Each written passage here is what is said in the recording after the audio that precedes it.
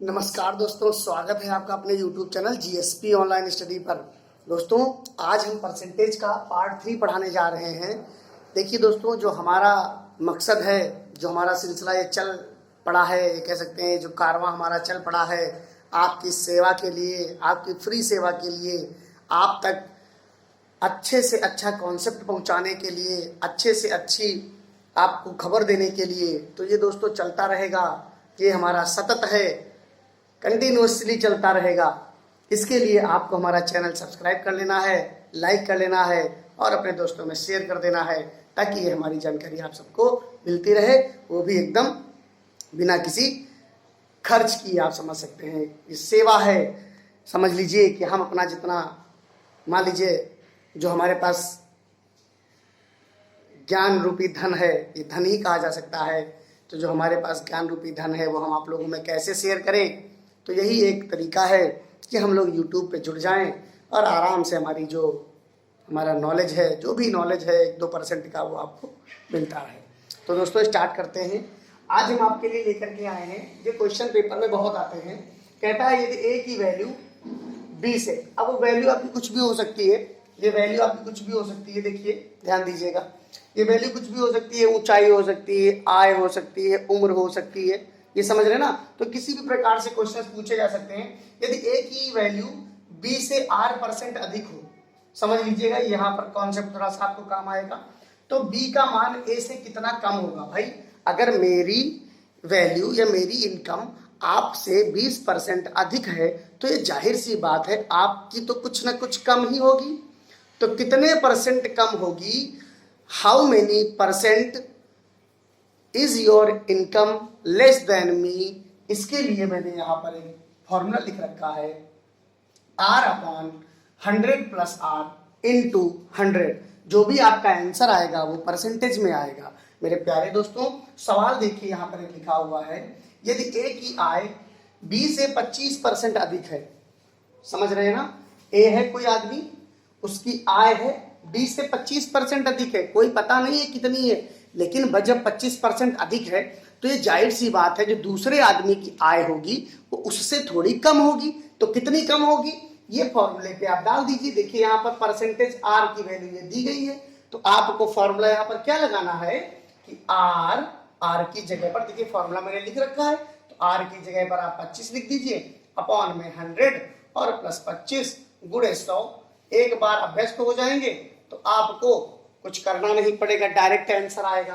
तो ये कितना हो गया, 25/125 इंटू 100 काट देंगे तो 20% आपका आंसर आ जाएगा। आप ये समझ सकते हैं दोस्तों, ये बिल्कुल आपको समझ में आ गया होगा। बहुत आसान है, बस थोड़ा सा कॉन्सेप्ट आप अपने दिमाग में रखिए कि मेरे प्यारे दोस्तों, मेरे प्यारे बच्चों, कि अगर किसी की वैल्यू किसी से कितने भी परसेंट ज्यादा है तो उसकी वैल्यू इतने परसेंट उसकी कम हो जाएगी।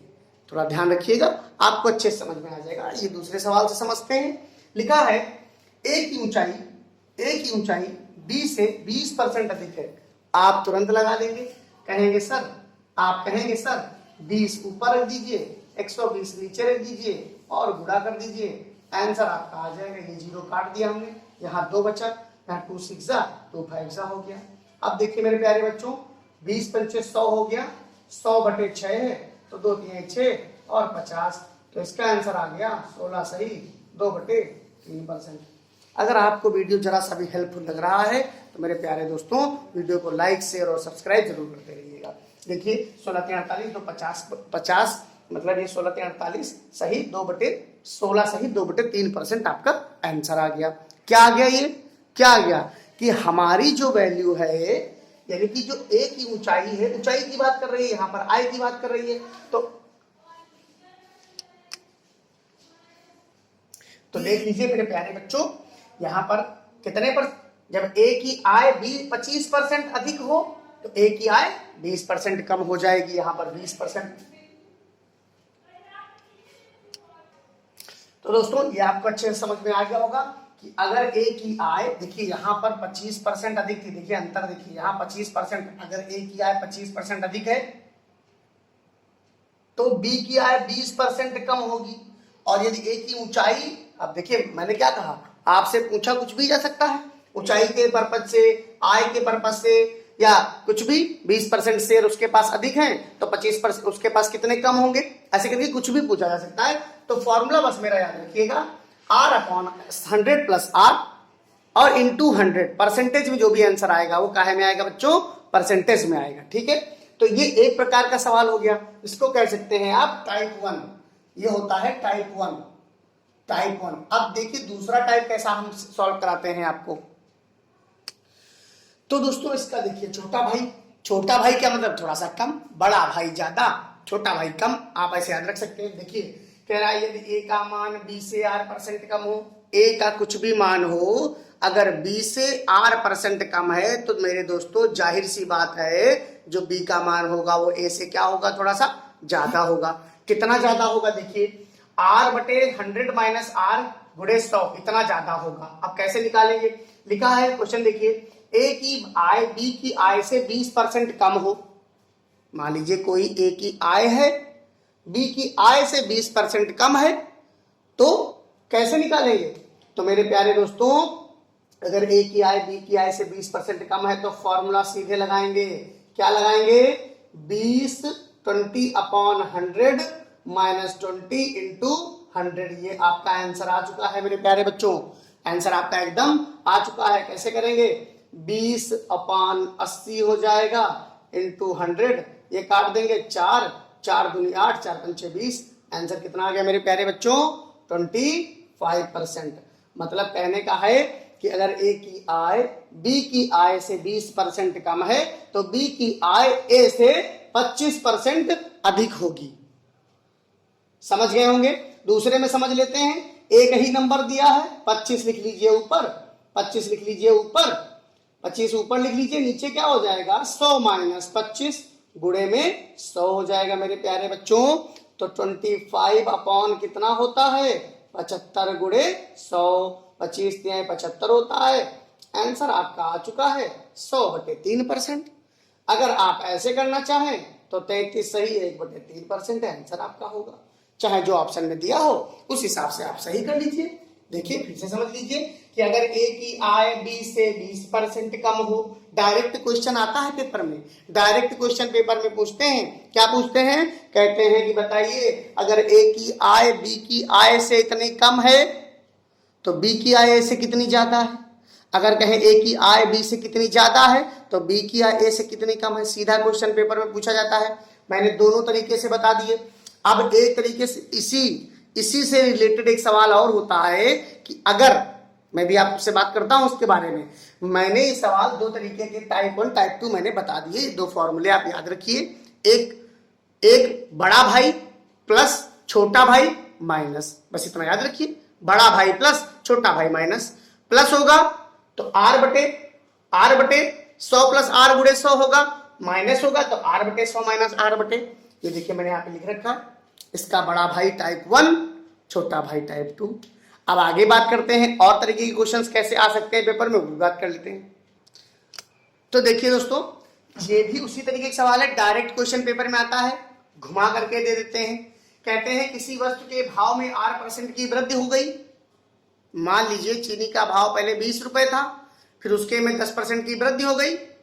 तो अगर 10% की वृद्धि हो गई तो ये बताओ कि बजट पे तो भी प्रभाव पड़ेगा।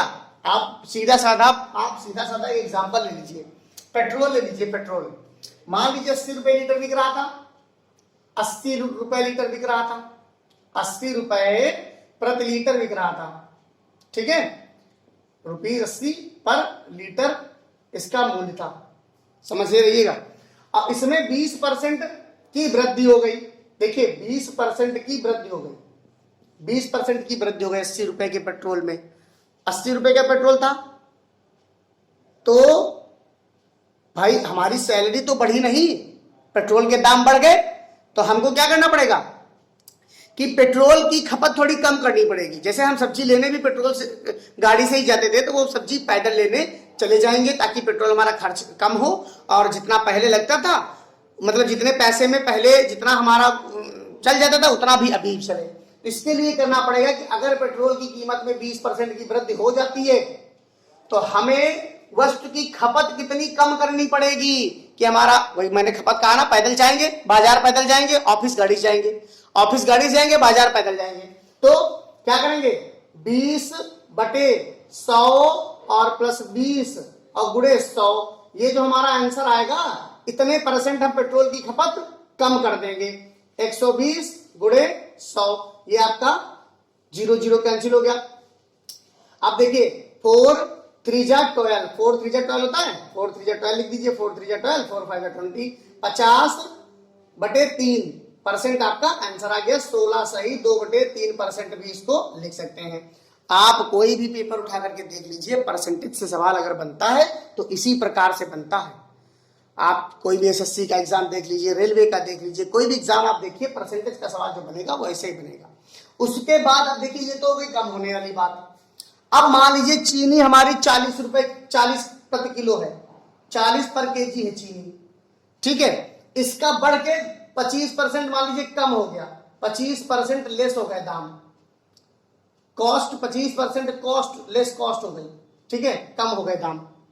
तो जब कम हो गए थोड़ी खुशी की लहर दौड़ी, कहते थे पहले चाय पिलाते थे ना, रिश्तेदार आ जाते थे, आप शरबत पिलाओ, क्यों? क्योंकि खपत चीनी की ज्यादा कर दो, क्योंकि मात्रा पैसा हमारा उतना ही खर्च होना चाहिए, और अगर पैसा कम हुआ है चीनी पर तो हम अपनी खपत बढ़ा देंगे, मतलब ज्यादा चीनी खाने लग जाएंगे। कैसे?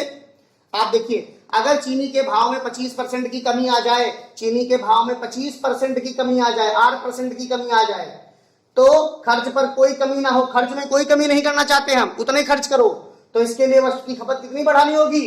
तो आपको करना क्या पड़ेगा, 25 ऊपर रख लीजिए और 100 माइनस 25, सवाल वही है, बस इसका तरीका और कहने का नजरिया बदला हुआ है। 50 बटे कितना हो जाएगा, 50/75 हो जाएगा, गुणे 100, तो 25 3 75 दोस्तों, 100/3 आपका आंसर हो सकता है। आपके ऑप्शन में ये लिख के आ जाए तो आप क्या इसको नहीं लिखेंगे, ये आपका आंसर हो जाएगा। आपको अगर वीडियो अच्छा लग रहा हो, जरा सा भी हेल्पफुल लग रहा हो, तो लाइक और शेयर करते रहिएगा दोस्तों। पढ़ाना हमारा काम है, लाइक शेयर करना आपका काम है, ठीक है दोस्तों। तो अब देखिए यहाँ पर क्या हुआ, समझ लीजिए कि अगर मान लीजिए, मैं फिर बात कर रहा हूं कि अगर कोई आदमी या आप कह लीजिए कोई वस्तु है, कोई भी वस्तु है, डेली यूजेस की कोई वस्तु हो सकती है, कोई परेशानी वाली बात नहीं है, कोई भी, उसमें अगर कोई चीज की पैसे की वृद्धि हो जाए, उसमें अगर पैसे की वृद्धि हो जाए 10%, 20%, 30%, 40%, उसी प्रकार से हमें अपनी खपत कम करनी पड़ेगी। अगर बढ़ रहा है पैसे बढ़ रहे हैं किसी चीज पर, तो आप पेट्रोल से बढ़िया एग्जाम्पल और नहीं सीख सकते। कि मान लीजिए पेट्रोल हमारा 80 रुपए में था, 75 रुपए में था, तब हम बाइक से चले गए, बाजार भी बाइक से चले गए, बच्चे को भी छोड़ने बाइक से चले गए, मतलब सारा काम बाइक से ही होता था। लेकिन जैसे ही पैसे बढ़े पेट्रोल के, हमने बाइक चलाना थोड़ा कम कर दिया। तो कितना परसेंट कम कर दिया? इतना परसेंट कम कर दिया। दूसरी चीज, अगर आपके भाव में कमी आ गई, मान लीजिए पेट्रोल खुदा ना खास्ता ऐसा समय आ जाए कि पेट्रोल कम हो जाए, तो अगर पेट्रोल कम हो जाए तो खुशियां मनाइए और बाइक से हर जगह जाइए। तो कितना परसेंट बाइक से ज्यादा जाने लग जाएंगे? 33 सही 1/3%। इस प्रकार से सवाल दोस्तों आते हैं। आपको एकदम समझ में आ गया होगा। अब हम आगे की तरीके के सवालों की बात करते हैं। देखिए दोस्तों, बड़े ही मजेदार क्वेश्चन है। वैसे तो ये सीआई का पार्ट है, कंपाउंड इंटरेस्ट का पार्ट है, लेकिन ये परसेंटेज की बात है तो मैं ये पहले यहाँ भी डिस्कस करूंगा और जब सीआई पढ़ाऊंगा तब भी डिस्कस करूंगा। क्वेश्चन क्या कह रहा है, यदि किसी शहर की जनसंख्या P है और R% की दर से बढ़ रही है तो n वर्ष बाद जनसंख्या और n वर्ष पूर्व जनसंख्या। यदि किसी शहर की जनसंख्या P वर्ष R1, R2, R3, मतलब पहले R1% से बढ़ी, फिर R2% से बढ़ी, फिर R3% से बढ़ी, तो 3 साल के बाद जनसंख्या कितनी होगी? यहाँ पर 2 साल के बाद भी पूछ सकता है। तो मेरे प्यारे दोस्तों जुड़े रहिए, मैं आपको समझाता हूँ। देखिए, आप ऐसे देखिए, क्वेश्चन मान लीजिए मैंने कहा कि यदि किसी शहर की जनसंख्या 10,000 है, मान लीजिए क्वेश्चन ले लेते हैं, ये शहर की जनसंख्या 10,000 है, तो इसको क्या मानेंगे? P है ना, ये P 10,000 मान लेंगे हम। एक शहर की जनसंख्या कितनी है? 10,000 है। मेरे प्यारे दोस्तों समझते रहिएगा, एकदम मैं एक पॉइंट समझा दूंगा। और वो R बराबर 10% से बढ़ रही है, समझे रहिएगा। तो देखिए, R के परसेंट से बढ़ रही है, तो बताओ 2 वर्ष बाद कितनी जनसंख्या हो जाएगी? 2 वर्ष बाद कितनी जनसंख्या हो जाएगी मेरे प्यारे दोस्तों? बहुत अच्छा क्वेश्चन है, पेपर में बार बार आता है, हर बार आता है। तो आपको सवाल यही लगा देना है, P वर्ष बाद मैंने जनसंख्या पूछी है, तो आपको करना है क्या कि P लगा देना है, और 1 प्लस R कितना है? 10 है, और N कितना है? 2 है दोस्तों।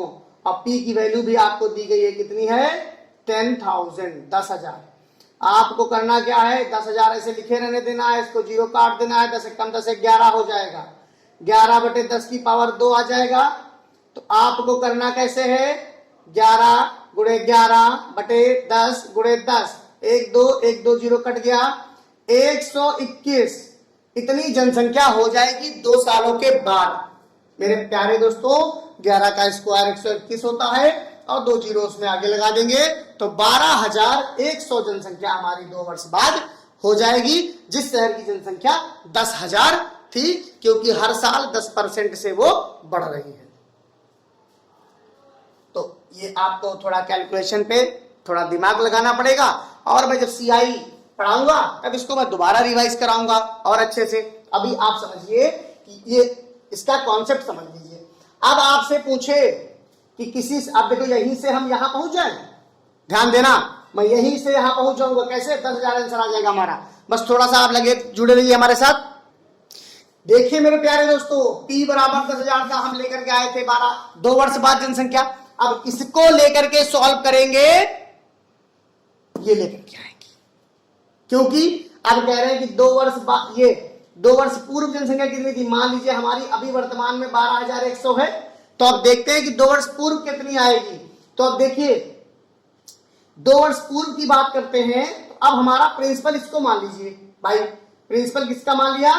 12,100 को प्रिंसिपल मान लिया। ये वाला फॉर्मूला अप्लाई हो रहा है, क्योंकि ये पूर्व पूछ रहा है, पहले बाद में पूछा था, तो बाद में 12,100 आया था। अब मैंने वो सवाल छोड़ दिया, ये सवाल छोड़ दीजिए। अब मैं आपको सिद्ध करके ये दिखाता हूं कि क्या इससे ये आंसर आएगा। अगर कोई अंतर नहीं है तो आ जाएगा। देखिए 12,000 है, बटे में क्या ले लेंगे? बटे में क्या ले लेंगे मेरे प्यारे दोस्तों? 1 प्लस आर कितना है?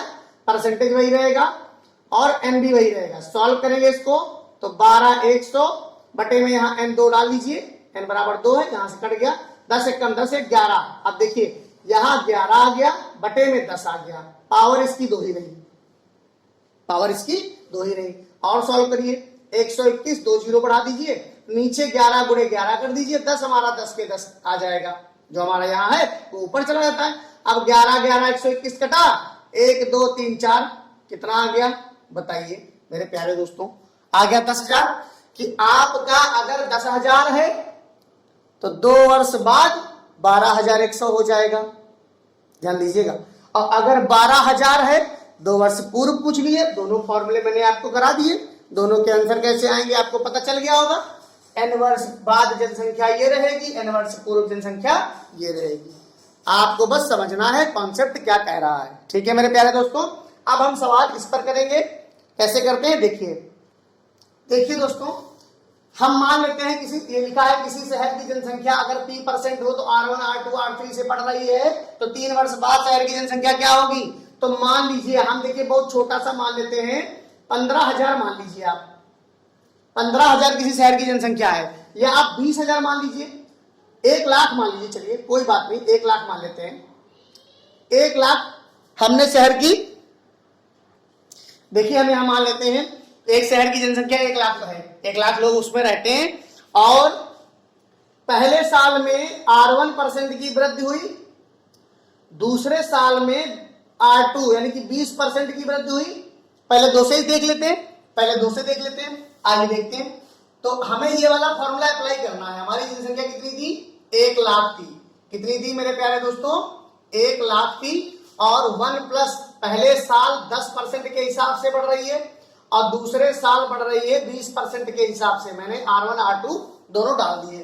अब 1 लाख जब जनसंख्या थी, तो हम यहाँ काट देंगे और यहाँ भी काट देंगे, 10 एक कम 10 है 11 हो जाएगा, 11 बटे 10 हो जाएगा, और ये 10 एक कम 10 2 12, इसको ऐसे भी काट सकते हैं, 2 पंचे 10, तो 5 एक कम 5 6 बटे 5 दिया जाएगा। 1 जीरो यहाँ से कैंसिल हो जा रहा है दोस्तों।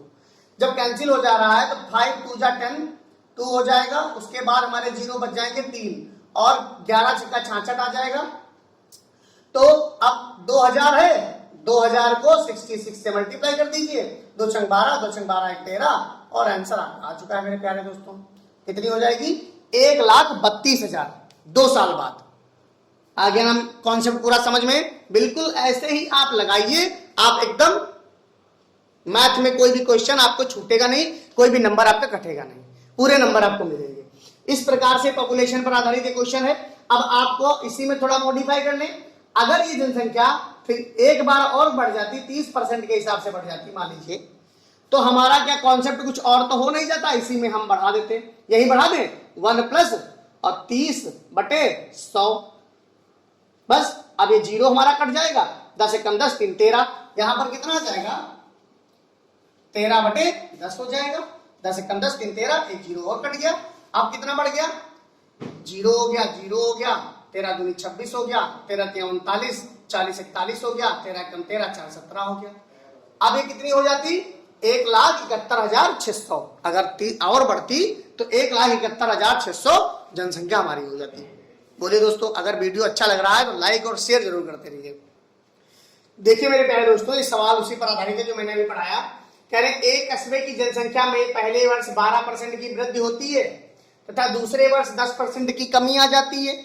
कमी आ जाएगी, कमी आएगी। यदि वर्तमान जनसंख्या 50,400 हो तो 2 वर्ष पहले यह जनसंख्या कितनी थी? मेरे प्यारे दोस्तों, अब ये सवाल आपको समझना है और थोड़ा सा मैं समय दे रहा हूं, 5-10 सेकंड का, 20 सेकंड का। आप इसको लगाइए। कैसे लगाते हैं सोच के हमें बताइए।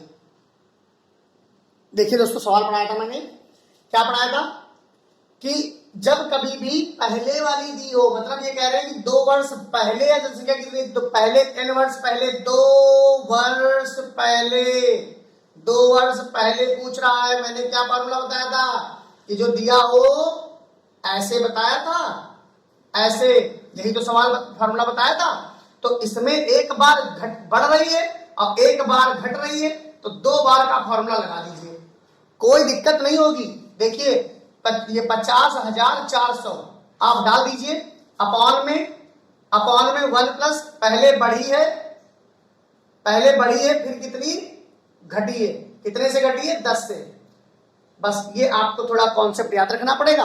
आंसर आपका आ चुका है, आपका आंसर आ चुका है 50,400 बटे में, देखिए 112, काटिए नहीं अभी कुछ भी, 112 कर दीजिए, 112 कर दिया, बटे में 100 कर दीजिए और गुणे में 90 बटे 100 कर दीजिए। अभी काटने का प्रयास मत करिए, अब काट लीजिए इसको।